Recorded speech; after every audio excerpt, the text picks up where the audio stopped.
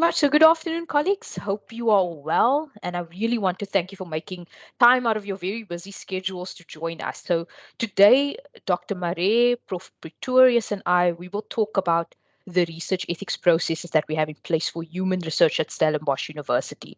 So this session follows from the sixth session, which was presented by Prof. Mariana Kruger and Prof. Ilana van Wyk, which dealt specifically with the history and the principles of ethics in research. So now we're coming full circle into explaining the more procedural aspects thereof.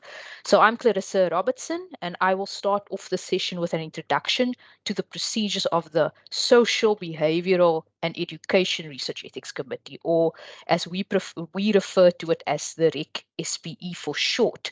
So the REC SPE's mandate is to review research paying specific attention towards contributing to the safeguarding of the dignity, rights, safety, and well-being of actual and potential participants, specifically in social, behavioral, and economic and education research.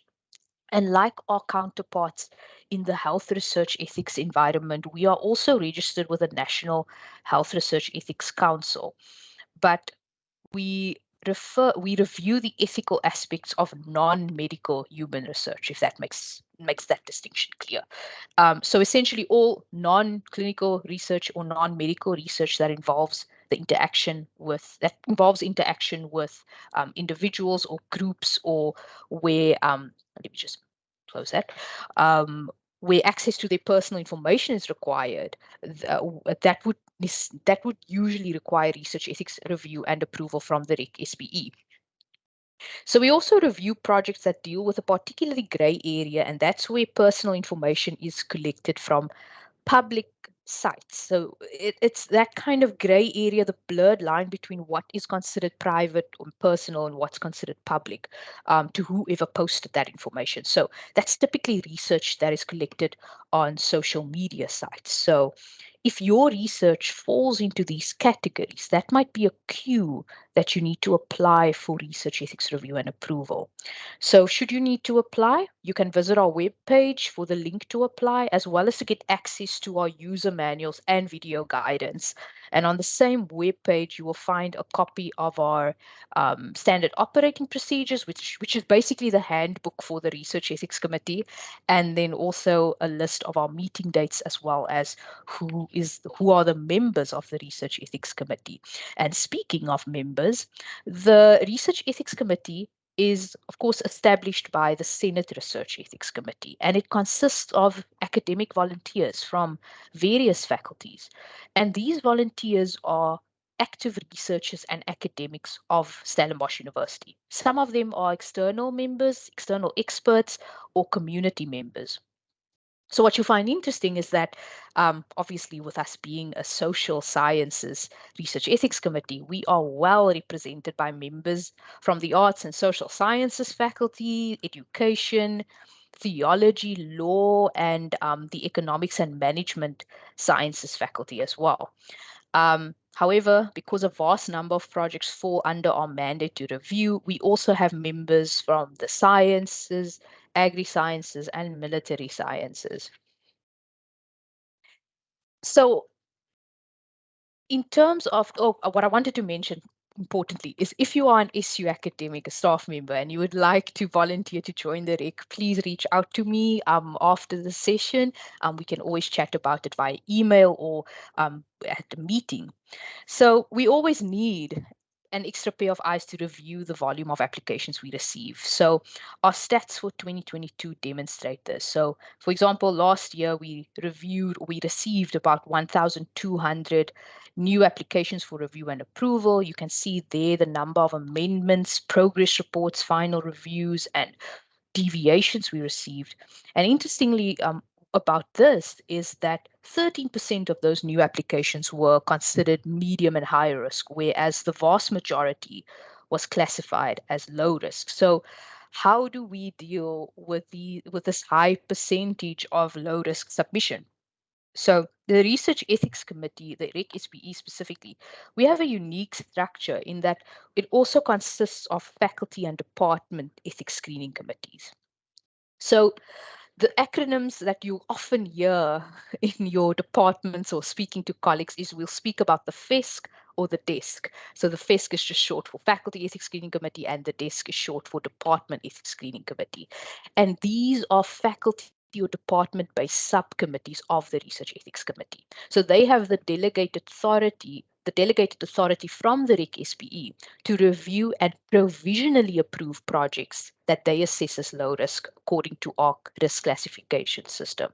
So therefore, a key decision made by the DESC and the FESC is to classify your project as either low, medium, or high risk. And of course, as a subcommittee of the REC SPE, they must review proposals using the same criteria and benchmarks as required by the REC. And of course, these benchmarks and criteria you can consult by watching the 6th session of the Research Integrity and Ethics series. So we have about 43 FESCs and DESCs registered with the REC SPE. There are some departments, unfortunately, we don't have time to go through each one, but you can check out the slides later to see if your department or faculty is represented here. And if not, then you can always contact us to find out how would you normally then submit an application to the REC SPE. So now I will briefly explain how this DESC FESC REC process, how that workflow operates, because now you know that you need to, there are certain types of research that where you would need to submit an application to us for the review and approval. And you know now about the DESC FESC process that comes in between that can grant provisional approval for low risk research. And now what I want to explain to you is how does this all fit in with the REC SPE? So usually how an application starts is you will complete and submit your online application and you get the necessary signatures depending on whether you are a student or staff member. And once all the signatures are in place, the system then automatically submits the application to your specific FESC or DESC for review. So the arrows make it seem like there's a nice linear flow to the process, but please expect that you may receive feedback from the DESC for revision before they make a final decision on your application, of course. So there might be a lot of to and fro between yourself and the DESC. But essentially, once the DESC has made the final decision as to whether a project is deemed satisfactory in meeting all the ethics benchmarks, and then they decide whether your project is low, medium, or high risk, they submit your application to the Central REC SPE office for further processing according to your risk level. So you'll see there that if the project is deemed low risk, then the application and approval is sent to a REC member for ratification or a quick audit. If it's medium or high risk, your application must be reviewed by the REC at one of its convened meetings. So I'll expand a bit more on the ratification process for you. So the reason why we have this ratification process, because you may be wondering, well, if the FESC and the DESC can already grant provisional approval for my low-risk project, why must it still be referred to the Central REC? Why must it still be ratified? So all low-risk projects that are provisionally approved are subject for REC SPE ratification. The reason for this is that the research ethics committees, the human research ethics and the animal ethics committees, they have the authority from the National Health Research Ethics Council to approve a proposal with or without additional conditions. So the REC SPE ultimately issues you with your certificate or letter of ethics approval. So the DESC and the FESC, they have to submit, they can approve a low-risk project provisionally so that you can start with your recruitment and data collection activities, but final approval must be confirmed by the REC SPE for in order for that official letter to be issued. And where the REC SPE ratification process differs from the REC review process is that where the REC review at a convened meeting of the ethics committee, where that's a more full, thorough, detailed review, the ratification evaluates and confirms the DESC's assessment on whether the essential elements of the research have been covered, and of course, whether you've addressed all the recommendations made by the DESC. So I've now explained the application process and then where the desk and FESC process fits in that you often hear about when we speak about the REC SPE. And now I would like to take you through what are the other review procedures that are available to you. So we have different types of review procedures at the REC SPE. And these are all to assist you through making sure that we review and approve the most updated version of your research, and also to ensure that we follow the right procedure for the specific review that your project requires. So you'll see that we have the ratification process, the desk review process with the desk ratification. We have convened meeting reviews. We have expedited review, continuing review, expert review, and reciprocal review processes. So at the convened meetings, when we speak about a convened meeting or full review, this is typically where medium and high risk research is reviewed. So where the desk and FES can provisionally approve low risk research, if your project is deemed medium or high risk research, then it must be reviewed at a convened meeting of the REC. These meetings are held on a monthly basis, and the meetings must be correct in order for decisions to be made. So the meetings are also, importantly, the meetings are confidential. Our REC members have to sign non-disclosure agreements, and it's also minuted for audit purposes. Then we also have an expedited review process. Now, this is a bit tricky because technically our desk and FESC process is in itself an expedited review for low risk research and approvals. The NHREC, the National Health Research Ethics Council, does not allow for expedited review of projects that are deemed higher than minimal risk. So any request for an expedited review, it has to be well justified and well motivated. And of course, poor planning and time management on the part of the applicant is not deemed an acceptable motivation, particularly given the limited and already overburdened resources of the REC. So we always advise our researchers that if you need an expedited review of your project, please reach out to our office so that we can consult with you and so that we can determine with the chairperson and vice chairperson whether you qualify for an expedited review or not. Then we have the expert review category, and the REC chairpersons. What this means is that the REC chairpersons may at their discretion recruit experts to assist with the review of an application where such expertise is not currently available at the time of the review, or where a specific ethical aspect of the study needs expert consultation. It might be an ethical aspect, it might also be a methodological aspect, but this allows for the REC to pull in or draw in and co-opt expertise that it might not necessarily have available at the point when we receive that application. We also have the reciprocal review process, and this process only applies, you'll see there in bold, it only applies to our SU academic researchers. And this is typically in the case where you as a staff researcher, you are collaborating with your colleagues at a different South African institution, and that project that you are collaborating on already has ethics approval from one of the other ethics committees registered with the National Health Research Ethics Council. If you'd like to know more information about this one, please consult our office to check whether you qualify for this or not. In the interest of time, I won't go through each of these, each one of these, but I just wanted to alert you to the fact that the Research Ethics Committee, it has processes in place for the continuing review of projects after initial ethics approval. So we have the amendment process. So because of course, research is not at the point when you submit your application for research ethics review and approval, particularly in the social sciences, all things aren't anticipated or confirmed or final. So if you need the REC to review and approve a very important or substantial change to your previously approved project, you can submit these through an amendment process.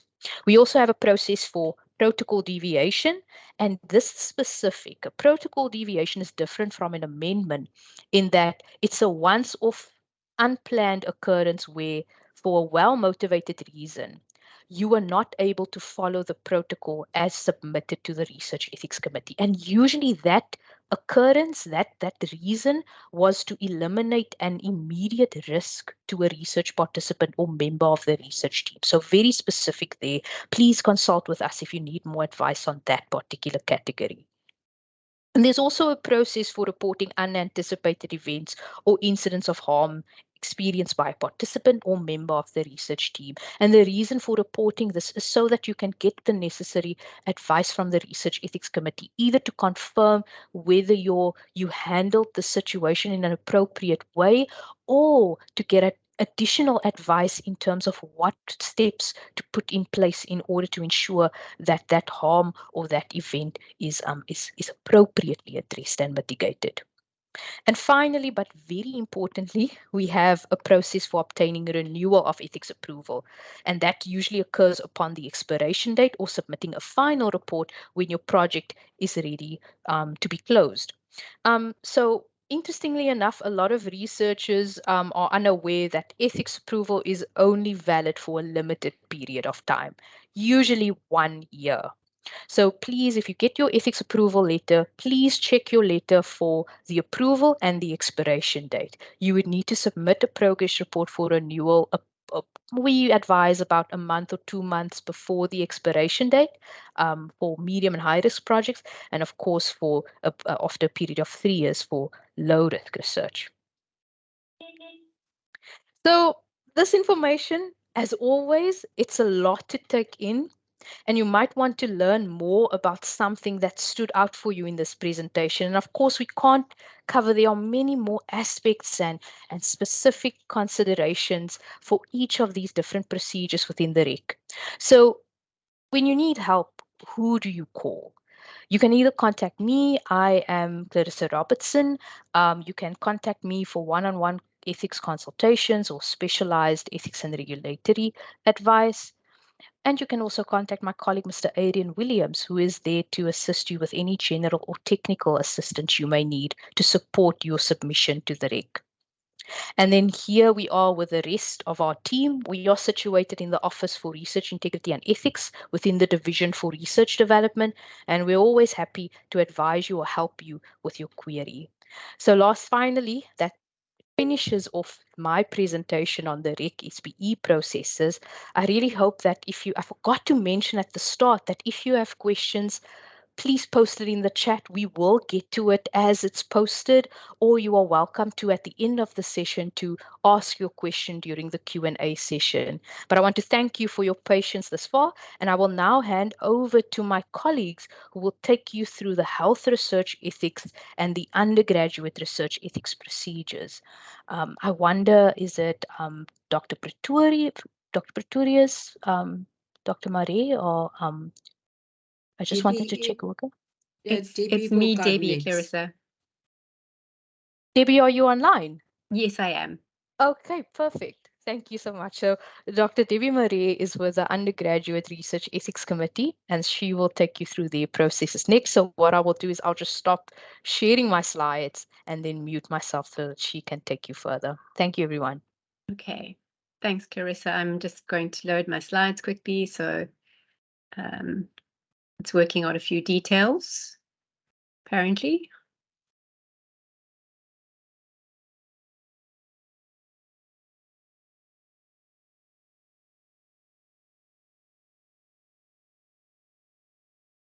Okay, are you able to see the slides? Yes, we can. Thank you, Debbie. Okay, thank you.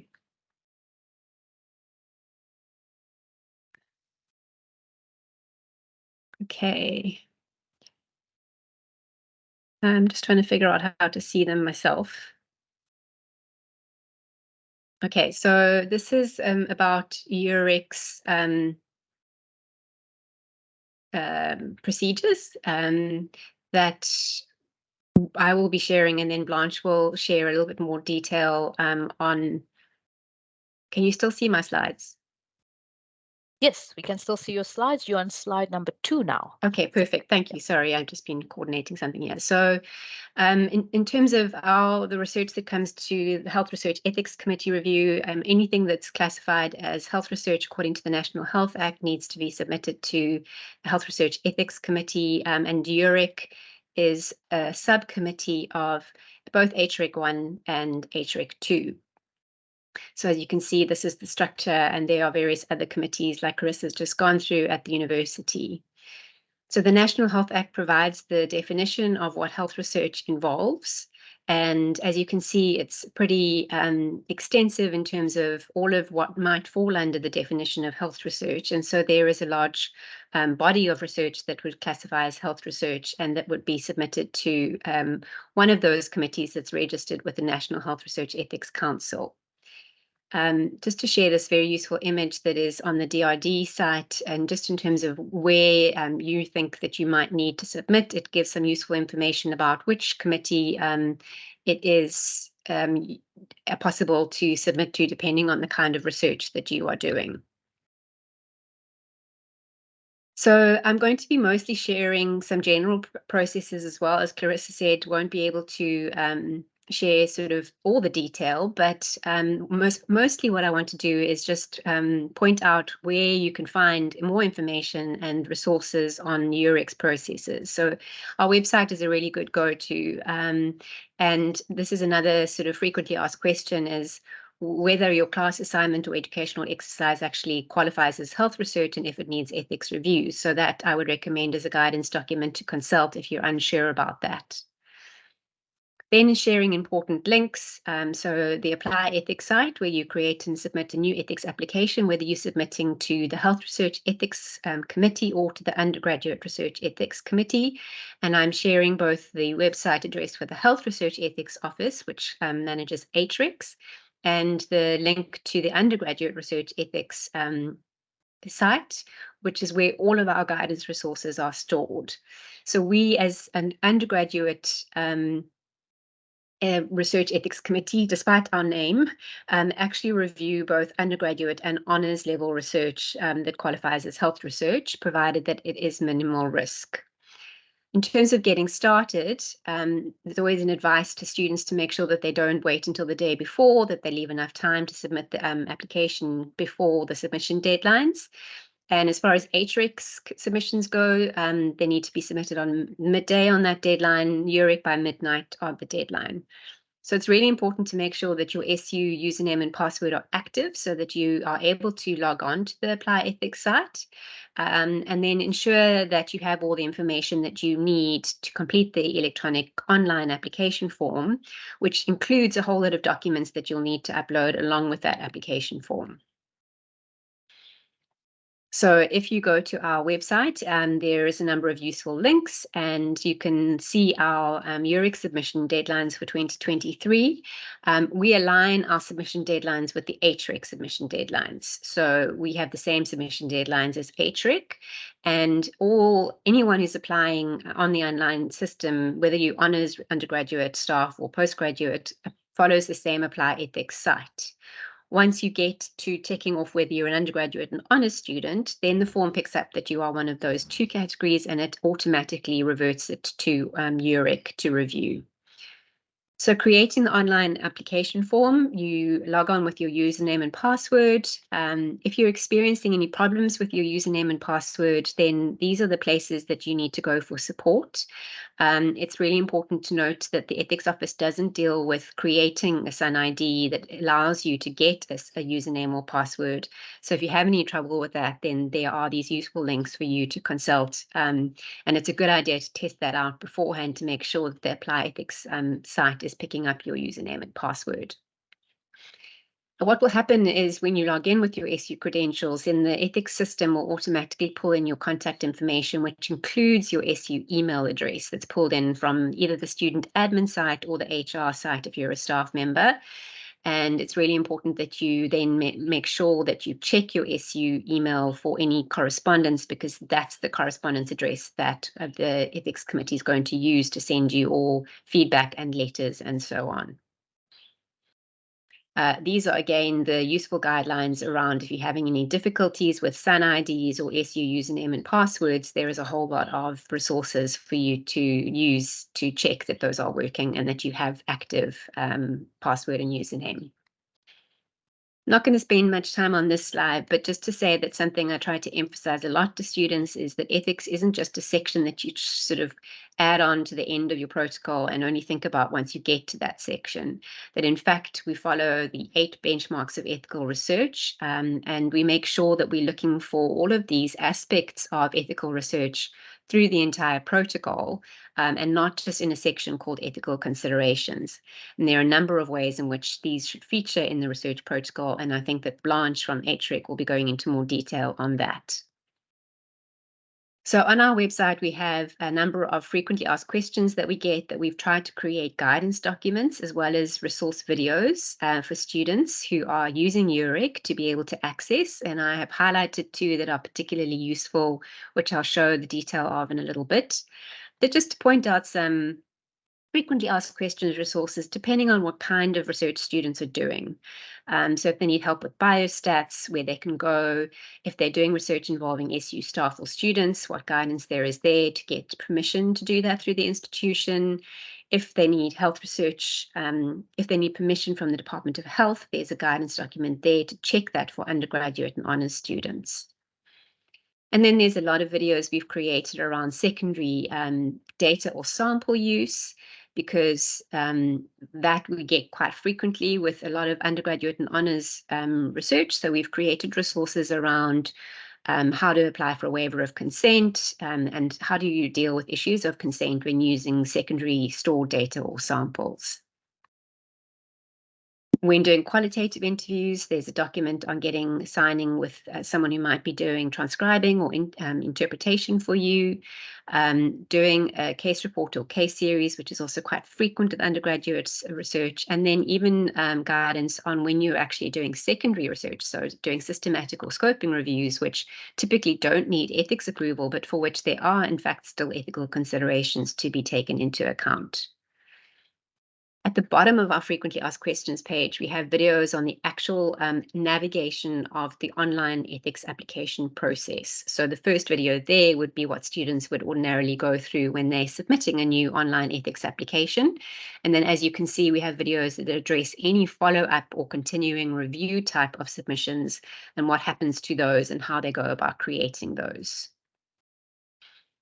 This is a general sort of checklist and a minimum checklist of the documents that students need to make sure that they have when they are working on the online system. In addition to the online application form, they need a research protocol or proposal, a protocol synopsis, which is a 2-page summary of their research protocol, CV for all members of the research team. So typically students will do research in groups, so it will be all of them and any supervisors or other people who are working on their study with them.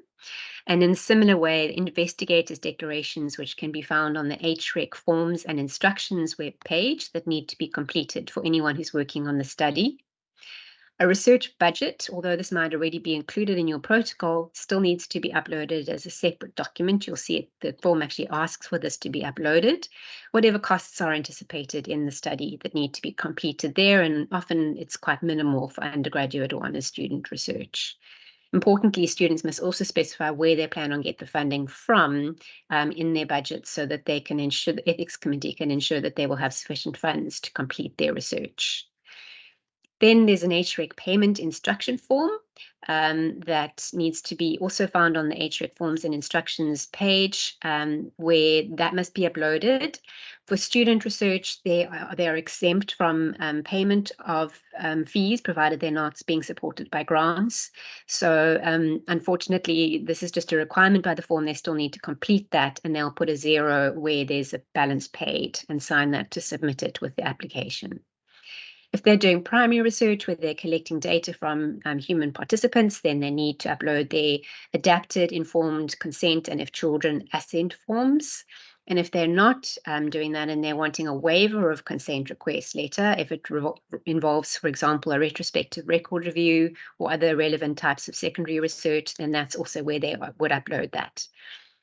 Data collection materials need to be uploaded, so that includes everything from a questionnaire to an interview guide, as well as a data extraction sheet. If they are doing a retrospective record review, we want to see exactly what data is going to be extracted from, for example, medical records, and what fields will be filled in from there. And then there is a signature page that has to be signed by the head of their department, which can also be found on the HREC forms and instructions page. So what gets routed to UREC? As I said, it's a subcommittee of the HRECs, and it's mandated to review any minimal risk undergraduate and honors student ethics applications. And minimal risk we define as the case where the probability and magnitude of harm or discomfort is not more than that would ordinarily encountered in daily life, or during the performance of routine physical or psychological examinations or tests. And it's important to note that this would be in a healthy child or individual living in a stable society. So obviously with some of our populations, there are much more vulnerable groups. And so that doesn't necessarily automatically bump it up to more than a minimal risk, but it does affect the risk level. And so that's what the ethics committee is going to also be looking at. So what happens after it has been submitted? Students need to know that it will still get routed to their supervisor to sign off on the system. And so it's really important that they check with their supervisor that they've actually received an email notification saying that there is something for them to be signing off. And only once the supervisor has signed off will the application come through to UREC, and you'll get an automated email response saying that it has now been submitted. What happens then is that on that deadline, or just after that deadline, so the next day, our administrator, Lauren Hendricks, checks the application for completeness. And if there's anything missing, then she will request changes immediately. And you have 2 days to submit any additional changes that have been asked for. And once everything is complete, the application is forwarded to me, the UREC coordinator, and I just make sure that that study does fall within our minimal risk guidelines. If it doesn't, it needs to be escalated to HREC. And then follow the HREC process. We haven't had an instance where we've had to do that in the history of UREC so far. If minimal risk, then I will send it out to one reviewer for expedited review by that reviewer. And this is the general rule of thumb timeline for our expedited review process. So within 2 days of that submission deadline, I've sent it out. I give my reviewer about a week to review and then ask them for feedback. Typically, the feedback will require some modifications. And so within about 2 weeks of submission, you should expect to receive that modifications required letter. If it's been approved without modifications, then I still have to send it to our chair so that she can also just check it and do her approval. So again, that's within about 2 weeks of submission. And if the chair approves the application, and then your feedback letter is sent to the applicant. So we try to have quite a fast turnaround time, usually you should have your first feedback letter within 2 to 3 weeks of submission deadlines. This is just an outline of what the review decisions mean. If it's been approved, then the study can proceed. If it's been approved with stipulations, then there are some minor changes that need to be still made, and these need to still be submitted back to the ethics committee to just be checked before the research can continue. Modifications mean that there are sort of a few more or bigger changes that need to be made, and these will be sent out to the reviewer once they get resubmitted. So the original reviewer will review them, and if they're satisfied that those modifications have been made, then they get sent to the chair to do the final sign-off. Deferred means that there are significant sort of issues with the protocol, and there needs to be a lot of rethinking and rewriting of the actual methodology. And so there needs to be a big rewrite and a resubmit. And typically this will then be sent for a full committee review. Just pointing out some of the resources that are available. These are infographics that have been created to help students in quite a sort of user-friendly way. They each have hyperlinked to all of the resources that are available. So the first one covers the whole UREC review process, as well as all our frequently asked questions. The second one gives you a basic outline of the informed consent process. And the third one deals with how we can make sure that we are doing research data management in line with the POPI Act. Then again, just a snapshot of our frequently asked questions page. As you can see, we are trying to populate that page with as many responses to questions that we frequently get or issues that we pick up in applications quite frequently that then students, that's a good go-to for students to go to if they're needing any assistance or have any questions. So specifically, there is a useful quick guide, which is a 2-page document, which aims to give students a very big, broad overview of how to actually go about submitting an ethics application. There's a video that covers what the reviewers are actually looking for in an ethics application. And that speaks to that slide about how ethics isn't just something that kind of gets added on as a section that's separate to the rest of the protocol. It goes through the protocol and speaks about where and how ethics can feature throughout the whole research protocol. On the FAQs page, we also have the criteria that reviewers typically use when they're going through applications and protocols. And so there's kind of a checklist that students can go through to just make sure that they have covered all of their bases. Some of the questions on here might not apply, but just to make sure that where it does apply, like in qualitative research, that they have made sure that they've incorporated that into their protocol.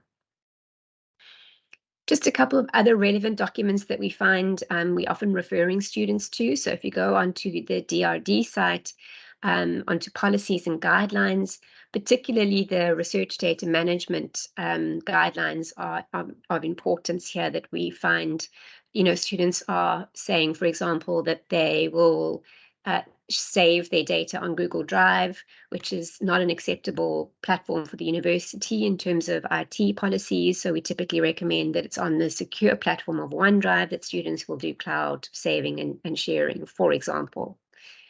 So as you can see, it does cover quite a lot of quite important sort of information in the data management regulations around how data is managed and stored and then used once it has been stored. 2 other important sort of documents. There's the POPI Industry Code of Conduct by for public universities, and then there's ASAF document, which is a guidance document on the POPI Act as well, which that infographic that has been developed also refers to and provides the links for. And then the Division of Information Governance has self-assessment tools that we recommend everyone who submits to ethics complete so that they can do their own self-assessment of what level of risk the particular kinds of data that they are collecting have, whether it's low, medium, or high, and then it gives recommendations as to how to proceed depending on that level. And then finally, as I say, what's important for students to know is maybe to go through this video on how to submit a new online application before they sort of get to the day before. It gives screenshots of the whole application process and where everything needs to get uploaded, as well as what information is actually needed for the application form itself, which a lot of it will be taken from the protocol, but there is maybe some additional fields that the students just need to make sure that they gather that information for when they get ready to start completing the online application form. So that again is also quite a lot of information in one sort of sitting, but hopefully it gives you a general idea of our processes as well as the guidance that's available. I am the Undergraduate Research Office Head and the UREC Coordinator, and I am available for ethics consults, particularly around the content of protocols or ethics applications. And then Mrs. Lauren Hendricks is our administrator, and she's the person who is able to deal more with the sort of technical. If you're not sure if your application has been submitted, for example, then she's a good person to contact to check for that. And then that's just the link to our Undergraduate Research Office website, where all of our ethics guidance can be found, but also where we have guidance on all of the aspects of research for undergraduate student researchers, from planning their research right the way through to publishing their research, which might be of use to students. And that's it from my side.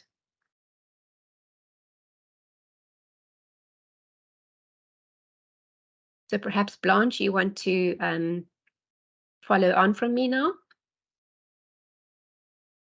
Yes, I will do this. So if I can share mine.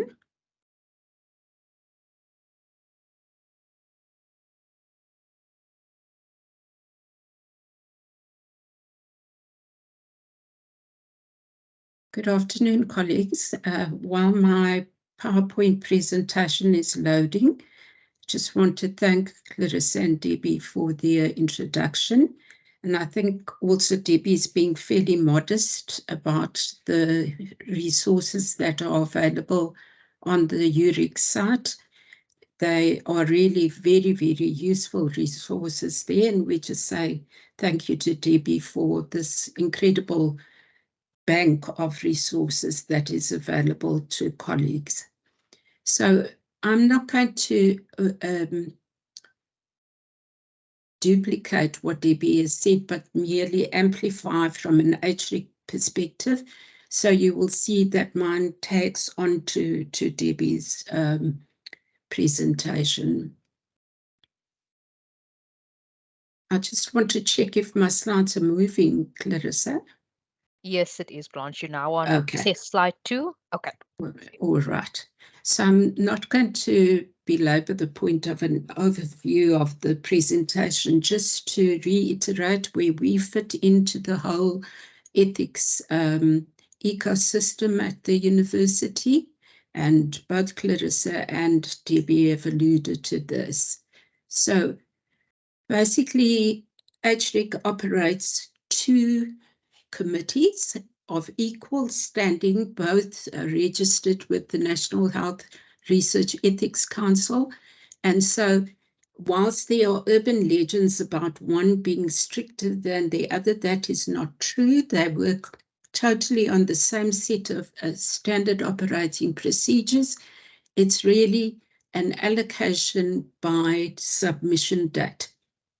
So if you meet the HREC 1 submission date, your application would be routed to HREC 1 and similarly then to HREC 2. And as Debbie has already stated, UREC is a subcommittee of both committees. Again, just for the convenience of our undergraduate researchers, when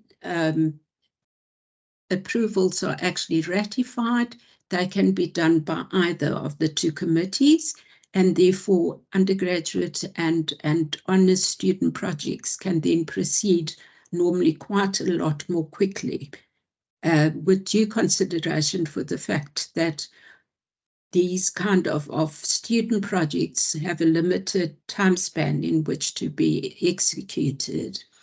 So HREC 1 and HREC 2 meet 10 times a year each. We have a break in July.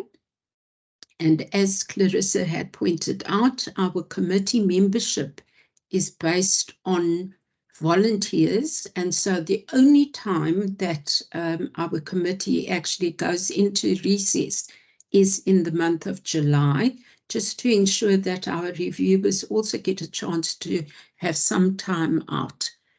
And then importantly, the admin support is then provided to the 2 HREC committees by our office, which is the HREC for short, the Health Research Ethics Office. Operationally, we are situated on the Tygerberg campus, but that does not mean that we do not receive applications from other faculties as well. Because as Debbie and Clarissa have mentioned, the definition of health research is fairly broad, and therefore we sometimes get submissions from business and economic sciences or from the science faculty as well. So again, just a snapshot of the committees to your left, and then on the right is our Health Research Ethics Office staff, myself at the top as heading up the Research Ethics Office, Elvira Rowland, who is our Senior Administrator, and Ashleen Vertuin, also one of the ethics administrators, but also responsible for our HREC Exco, because as 3 committees, UREC and the 2 HREC committees, we meet quarterly to ensure that there's consistency across the 3 committees. The two ladies I've referred to, Ashleen and Alvaro, are very important resources for you as applicants when you are having system issues with your applications. And I'll come back to that again at the end of my slides. The two ladies below Ashleen are Melody Shana and Brightness Numalo, and they are the two ethics committee coordinators. And we have Ashwin Manuel, who is one of the admin officers. And then we have the second admin position, which is actually vacant at the moment. So just to reiterate, and I cannot stress this sufficiently, that the role of research ethics is really about ensuring that what is recognized as a public good. So in other words, when we do research, it's not just for ourselves and our own edification of walking across the stage as a student or getting accolades as a staff or academic researcher. It is about a public good. And so we realize that we need to support researchers in ensuring that that public good actually is then a tangible public good. However, research does also have some impact on participants. And so the way that the ethics committees operate is to ensure that we take the most ethical route with the least impact for human participants. And if we then were to look at what the primary mandate of any ethics committee is, it's really about participant protection and scientific integrity. And that second one is often a bugbear for some of our research colleagues because they feel that sometimes ethics committees overstep their mark in terms of commenting on methodology, and we should only be commenting on ethical aspects. However, in this slide, you will see that we are tasked with dual review. So we review both ethics and science, and more importantly, it's actually that interface between scientific methods and their impacts on participants. And the old adage of garbage in and garbage out is something that we want to protect participants from, because if we are going to make research a public good, then it needs to be knowledge which is actually going to make a difference. We don't do research just for research's sake. And I think that is an important take-home message I would like, especially our students, to take away from this presentation today. So as I said, HREC 1 meets 10 times a year. They meet on the first Wednesday of each month from February to December. And HREC 2 meets on the third Wednesday of every month from January to November. So from that, you will see that except for July, like I said earlier on, when we go into recess, there's adequate opportunity for you to actually submit your research. Now, having said that, what I do want to emphasize is that ethics is in support of research, and if for any reason there is some urgency, and we often encounter this on the HREC side, where sponsors come on board and they have deadlines which they impose on our researchers, we allow for researchers to actually submit a request for an urgent review, which is slightly different from an expedited review in our terminology. However, like Larissa had said, this is not about sloppy planning or about somebody that forgot to actually submit by the submission deadline. This is about genuine support for colleagues who might have research where a sponsor needs a fast turnaround time. And we are more than willing to do that. So what is important is to remember then to plan ahead for your application, and that you leave sufficient time for that. And like Debbie had said, also sufficient budget to ensure that the research is feasible. So if we look at the dates that are on the screen right now, you will notice that if you are wanting to go for a submission in May, your research would have to already have been submitted by April. So it is important that as part of your planning with your supervisor as a student, you are already putting this into your project plan right up front. I know that there's often complaints, and we are bear the brunt of those kind of complaints, that ethics committees slow down research. And my experience has been it's actually a two-way street. We need your submissions so that we can timeously review and then give you decent feedback as well. So if this is just an overview of the quantum of reviews that are done, and you can imagine that in the health research ethics space, we have also then a mix of more than minimal risk studies and minimal risk studies. And what is different on our committees is that the ongoing submissions are significantly higher than our counterparts. So in terms of then researchers actually submitting an application, like the colleagues have said, it is an online application via Infonetica Ethics RM platform, and you use your SUN credentials. And by implication, this means that you do need to be able to access your SUN email, because that is where our responses would also go to. We will not send responses to Gmails and so forth. So it is important that that is taken into account.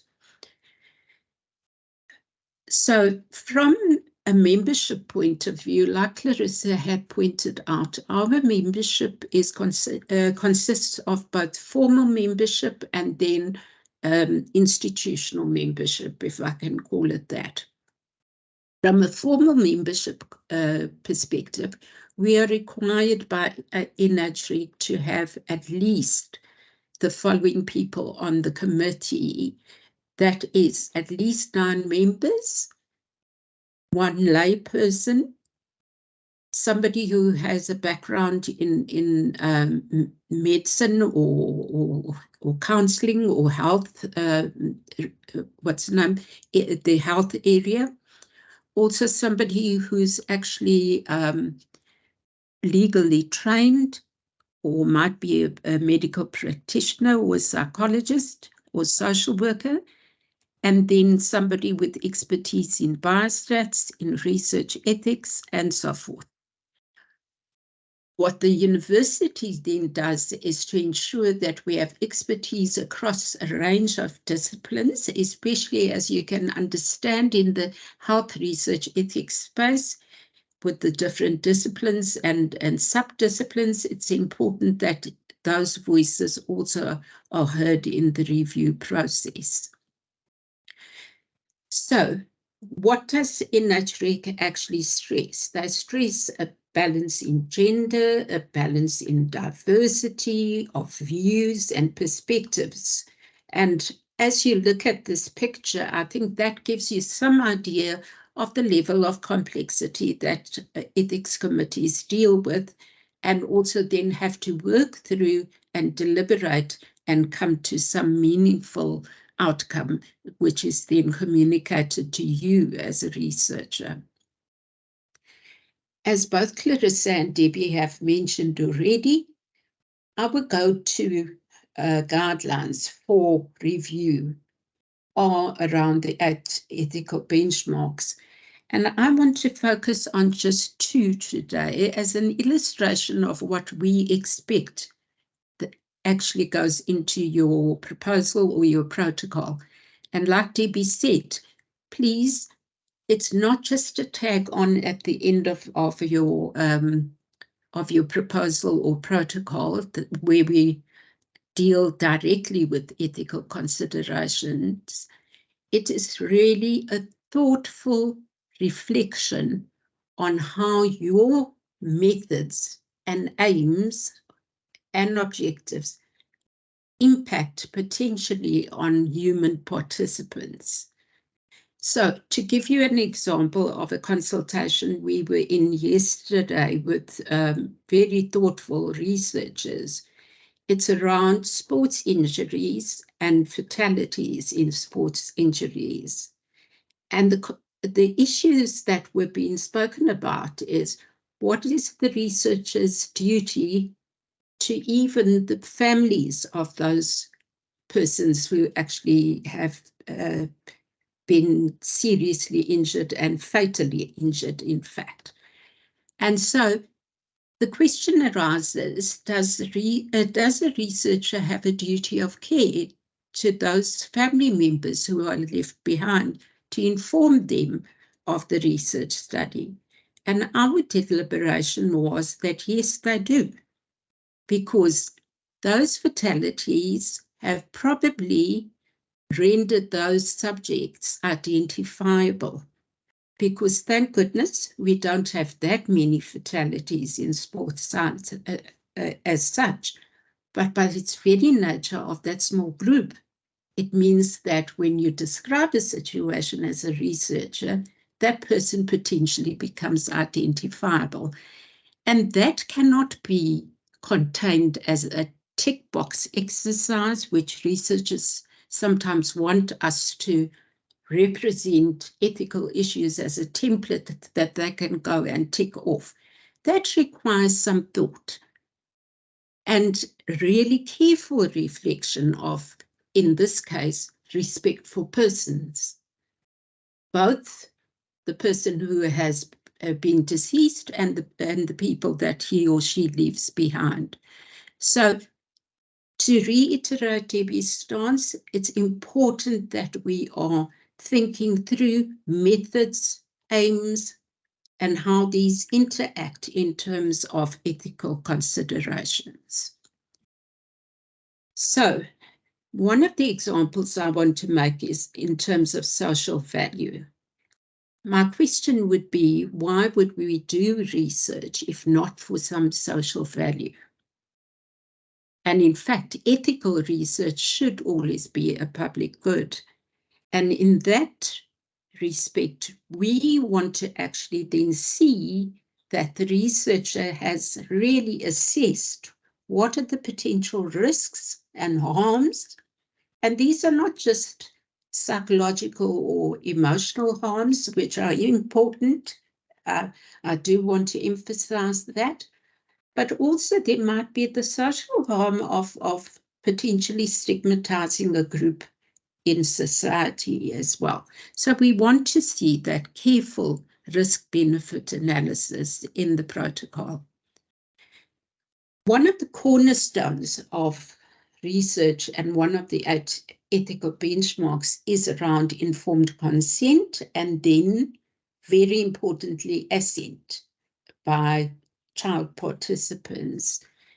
And whilst then we do look at issues of actually providing an informed consent template, like Debbie has said, you need to then customize that as a researcher to suit your research.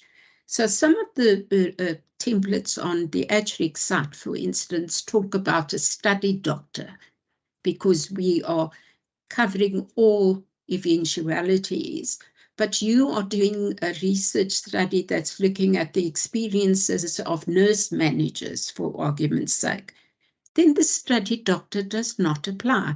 So that is exactly what a template is you customize it to your purposes.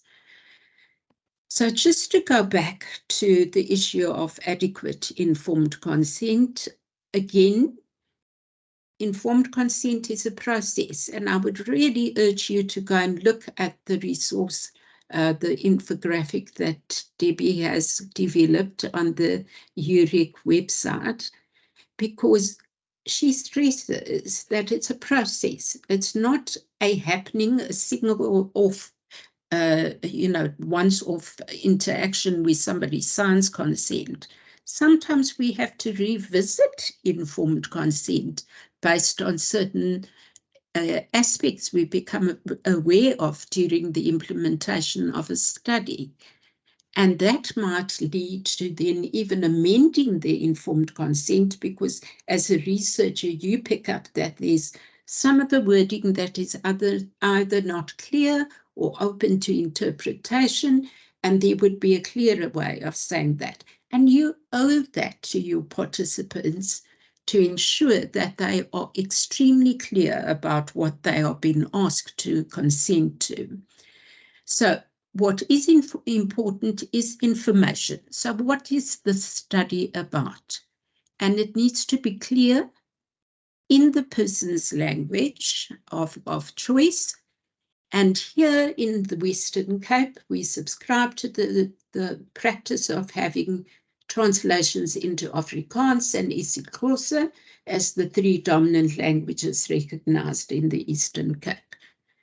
Then what is important is that the level of comprehension is also accessible to the participant. In other words, in layman's language, not talking about an edema when all you want to know is about swelling,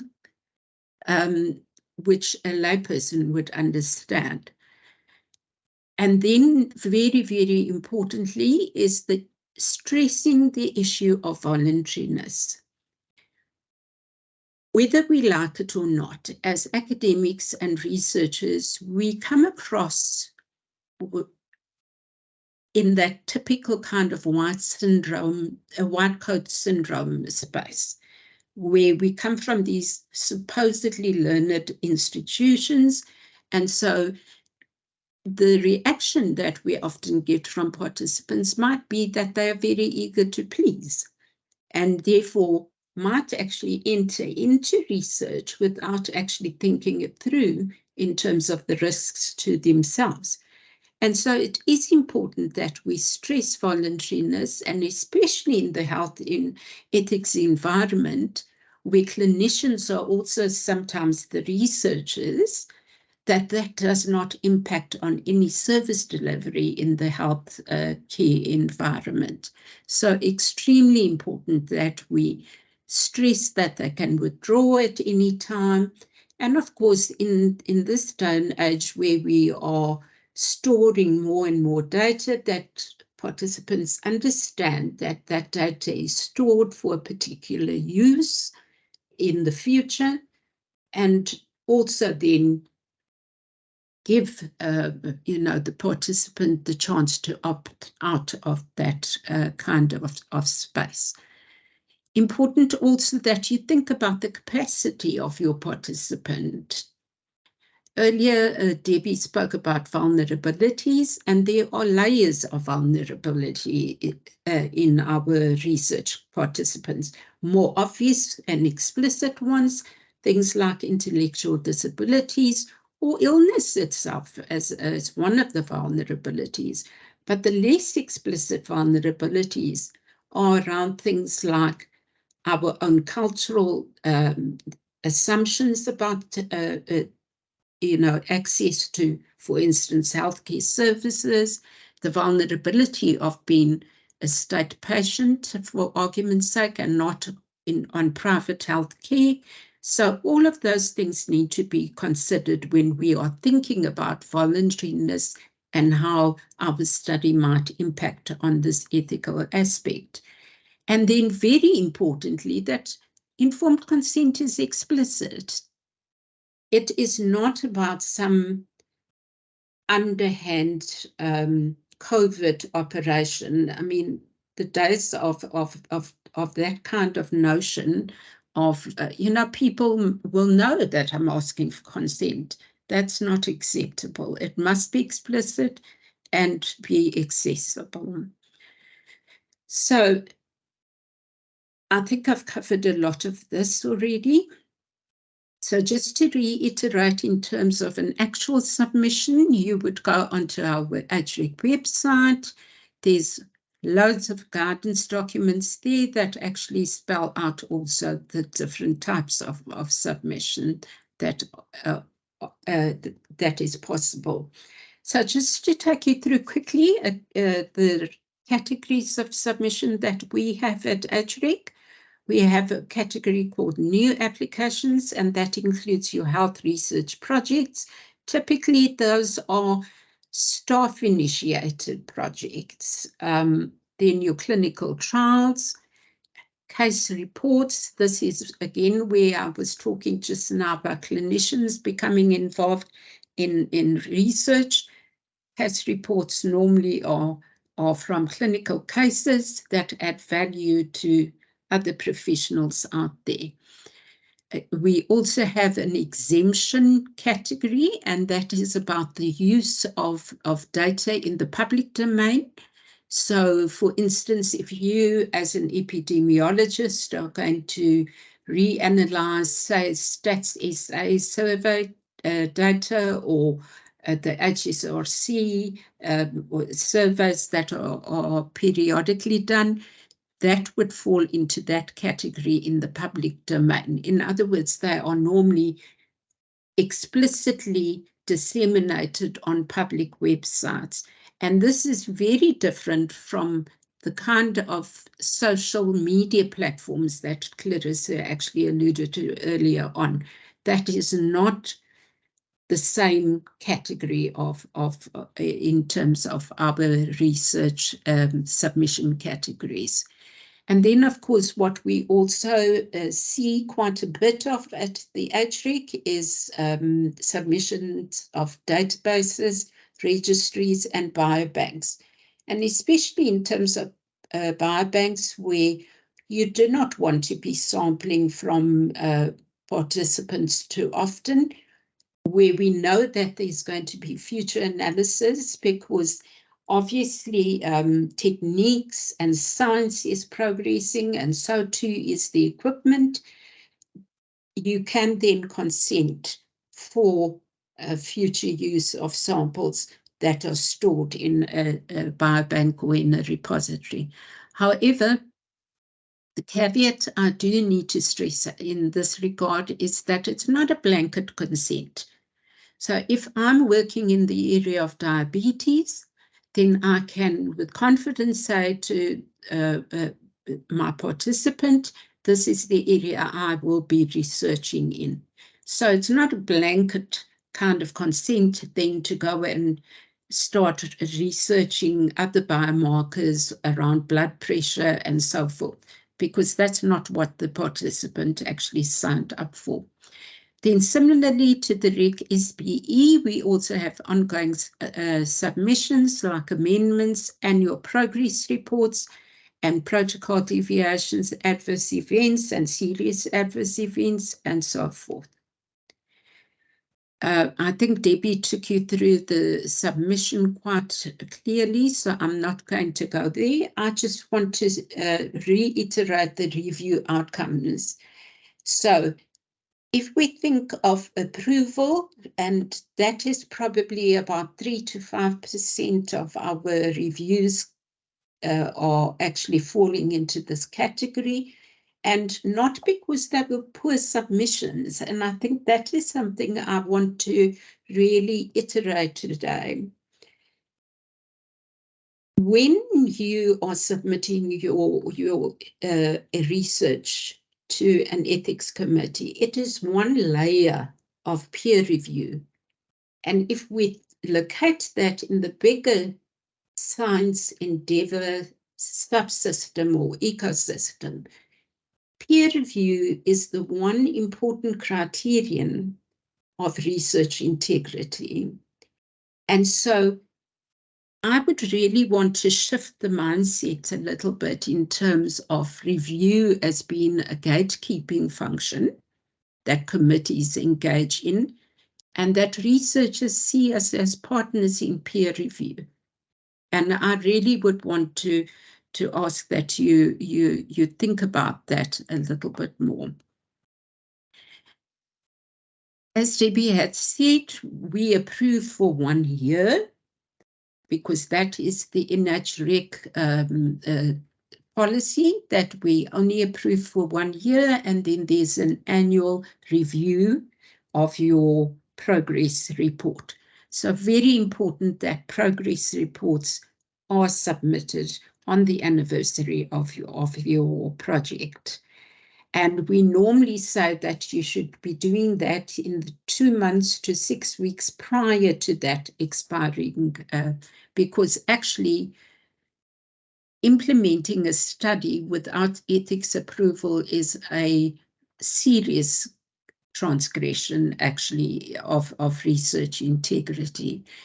And can I make a plea, please, especially to those of you who are students currently or starting off on your postgraduate or undergraduate research journey, that every year you should be submitting your progress report, but just as importantly, before you walk across the stage, is to submit your final report with a copy of your final research report so that we can close off projects as well and complete that full cycle of the life of your project.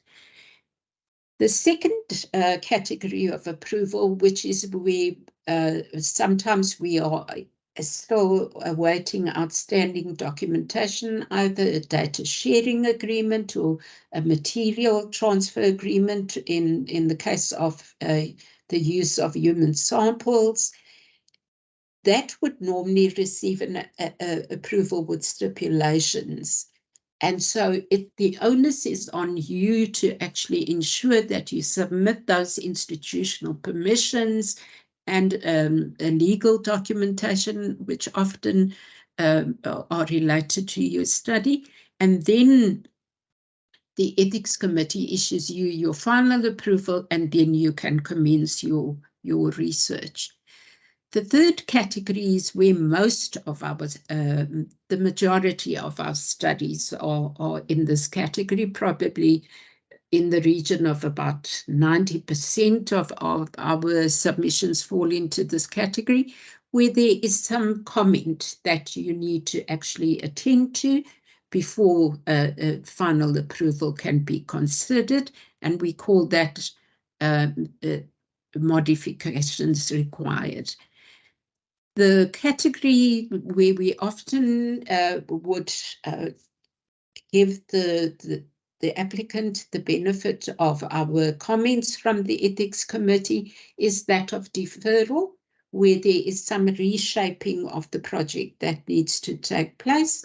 And also then normally there are quite substantive ethical issues involved as well. And then the category that we really deliberate quite hard is around rejecting a submission, because we understand the implications that there are for researchers, whether student or staff. And in that category, we again would give some comments, obviously, to help you rethink your project and then to resubmit. Then we have a further category, which is around refer to a committee meeting, and that is purely an administrative route, where a reviewer actually picks up something where a study might have been categorized as minimal risk by an applicant.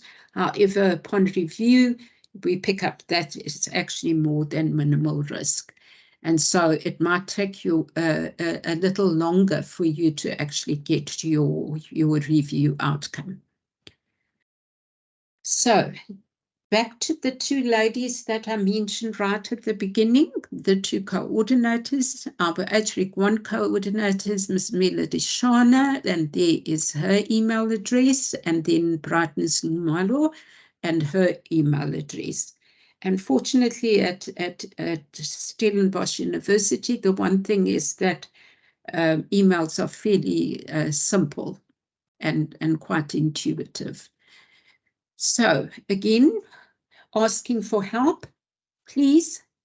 If you need to ask for help at any stage in your project, our email inbox is ethics@sun.ac.za, and the two people that actually are responsible for ensuring that there's timely feedback on that email address are Elvira and Ashleen, and you have their emails there as well. Our telephone is noted for your use, and also our office location as well.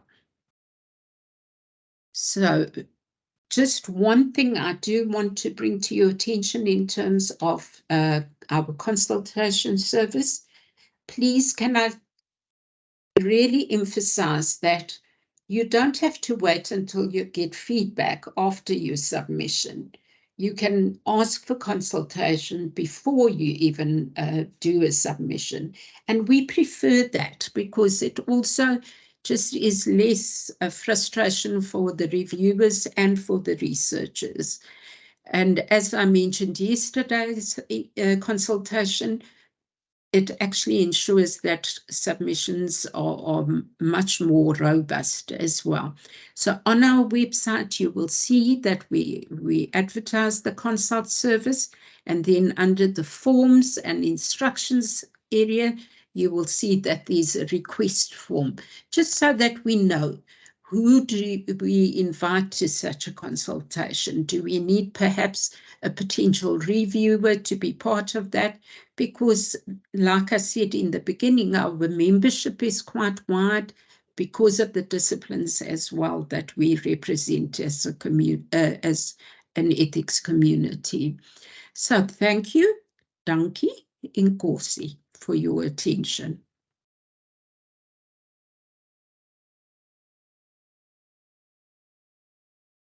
Thank you so much, Professor Blanche. We have quite a few questions actually that have just been posted about your presentation. I wonder if, colleagues, if we can start with those questions first, and then I'm going to move up the line. So I would like to invite my colleagues, Debbie and Blanche, if you feel comfortable, to either put your video on or just to be live on air to be able to answer the questions. The first question, Prof. Blanche, is actually for you, and that comes from Dr. Nyasulu. And her question is, what is your advice regarding research projects that analyze public health program implementation data to assess the impact of the programs, as well as scientifically document the innovative projects that are making a difference? There's a follow-up question to that, but I thought I'll take it one by one. Okay, so the only issue around analyzing public health data is ensuring that we are complying with PAPIA, because obviously public health data, the source of that data, and in information governance speak, the data source is the health patient. And sometimes, even though it might be ethical for us to access that data, what is important that we do the privacy impact assessment.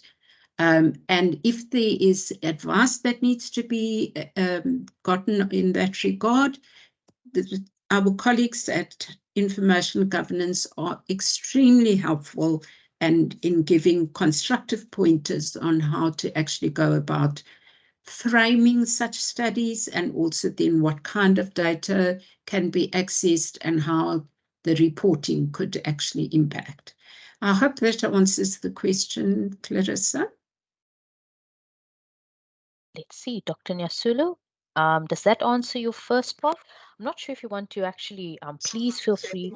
There we go. Thank you, Dr. Nyasulu. Yeah, thanks.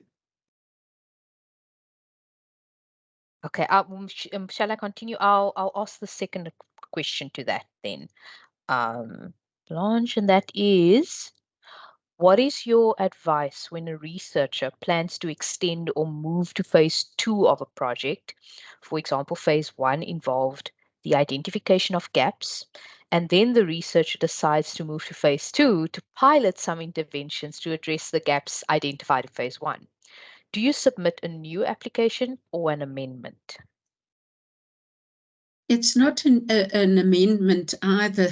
It's actually a sub-study, because you are then basing a new protocol where you're moving now into pilot testing and intervention. That is a sub-study of the first study. And again, you know, it's always good just to bounce off your ideas around whether it's a sub-study or whether it's an amendment. Because if you add, for instance, a further data collection phase to your first study, that could be seen as a major amendment. However, when we move to a slightly different environment to piloting interventions, then we would suggest a sub-study. So in other words, the two studies are linked, but not directly actually utilizing the same participants as well. Thanks. Thank you, Blanche. Dr. Nyasulu, does that answer your question? If you can just give an indication. Yes, thank you so much. Perfect. I'm happy. For those who usually apply to the REC SPE, the same would apply. It's really important to think about where the distinction is between a sub-study and an amendment, and when a new application would be required. So please feel free to contact our REC offices to find out. It's just to send us an email and inquire before you submit. You go onto the process or the online system to submit your ethics application. I think then Mr. Mavura, I see your question. I am going to, colleagues, if you'll allow me, I'll start with a question that was posted by Ms. Diosis. I hope I am pronouncing your surname correctly. I'm sorry if I'm butchering it. But your question was about the annual progress report and the expiration on the ethics approval, and whether you need to submit a progress report and a renewal request if you have completed your data collection by the time of the expiration date on the approval. And you say, for example, you are still working on writing your thesis, but you've completed your field work and you won't be doing any more data collection by the time the expiration date for the approval comes. So my answer is actually based then on a previous experience, or not the previous experiences, but more and more we see this happening, is particularly with our student researchers. So here's my advice if you are still online, and that is, I would advise you, best practice is to ensure your ethics approval is active and current for all potential recruitment data collection and data analysis activities. And the reason I say that is because in the past, some of our researchers have submitted final reports prematurely, and they later realized that there are additional aspects that they wanted to explore for analysis, or they wanted to go back in the field to recruit more participants or collect more data. So to err on the side of caution, rather keep your project active and renewed until such time that you submit your project for examination. Of course, this is in the case of student research where there's a specific start and a specific end date or point. And for our staff researchers, I would advise you to contact your relevant research ethics office if you have more longer running projects. Blanche and Debbie, I'm not sure if you have a different approach or advice, or perhaps want to tag on to that. Maybe from the HREC perspective, I think there's debate about the jurisdiction of an ethics committee, and it really depends on how one actually defines when research is active. In my mind, research is active until the day it's closed as a project. because then, for instance, an examiner might ask you to reanalyze your data if you're a student researcher. And then you've got to apply now to reopen and so on. And it's unnecessary in my view. Similarly, with our colleagues, we often get that a collaborator will have read their paper and then come back and say, look, can we do a comparative study? I have a similar cohort or whatever the case might be. So my rule of thumb is close it when you're sure you're not going to do anything more on the study. Thank you, Blanche. I was actually just saying that we, at the REC SPE, we actually had an example of that, where an examiner asked a student to actually go back into the field. So yes, important point there. And I think Ms. Diosis, she agrees. Debbie confirms the same for UREC. So now I hope that that's given a bit more clarity on progress reports and renewal of ethics clearance. If you're unsure, again, please check your approval letter and make sure that you contact your relevant research ethics office if you are unsure. Then I'm going to go to Mr. Mavura's question, which I think I don't see any other questions that I've posted. So colleagues, we have 4 minutes left. So if there's a burning question you want to ask, please raise your hand. It might take a bit longer to post it in the chat and we might not be able to address it live in the session. Mr. Mavura asks, can the ethics clearance be granted without gatekeeper's permission? If not, can this apply to institutions or organizations which do not jeopardize the study? Okay, Mr. Mavura, I think that question comes from our REC SPE application form where we ask about gatekeeper permission and then we have a question, okay, so do you need permission from external gatekeepers? And then if you answer yes, there's a follow-up question which asks, is there perhaps a reason why applying for such permission might jeopardize your study? Now, I'll first say that yes, ethics review can proceed even if you don't have gatekeeper permission yet.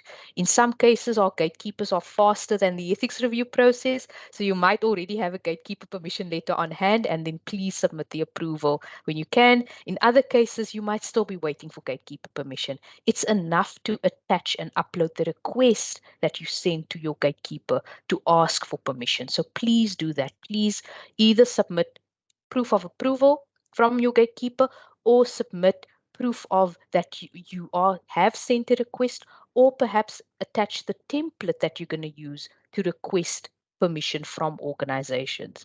In that category about jeopardizing the study, that is specific in a case where your research topic is of such a nature that if you had to submit or inquire about gatekeeper permission, there might be some reason that the organization or the institution would view that request as unfavorable, in the case that they might block that research, or in the case by requesting that permission, you might actually cause potential risk of harm to participants that you want to recruit within that organization. So that's where that element comes in. That's why that requires careful reflection. We've received in the past people who say, well, if I don't get permission, that will jeopardize my study. Well, of course. That will jeopardize your study, but that question is more on the nature of the topic and the potential risk of harm, not whether the administrative process of asking for permission and getting that. I'm Blanche, Debbie, I'm not sure if you want to tack on to that. Please do if there's other examples you want to share. Yeah, Clarissa, I think from my point of view, institutional permissions are really the gold standard. We don't do research without, institutions being aware of the research. And on the other hand, there's also the aspect of some kind of protection for the researcher as well, that the committee would take into consideration in this type of situation. And my advice would be that one seeks that permission at all costs rather than not, because at the end of the day, you open yourself up to issues of the credibility of your study, which could be questioned by the very institution you are trying to improve practices in, and so forth. And that's quite a general response to quite a deep and layered question. So I'm going to stop there and not get myself into trouble also. Thank you, Blanche. Yes, that's an important consideration. I think it's important to just check with your supervisor. And of course, once again, if you're uncertain, then you know where to go to reach us to be able to, so that we can help you think through along with you. I don't see any other questions in the chat, and I don't see any hands raised. So we have reached 2 o'clock. Thank you so much, colleagues, for your patience and also for joining us this afternoon. We really hope that these presentations have helped you to actually navigate the research ethics submission system as we've promised.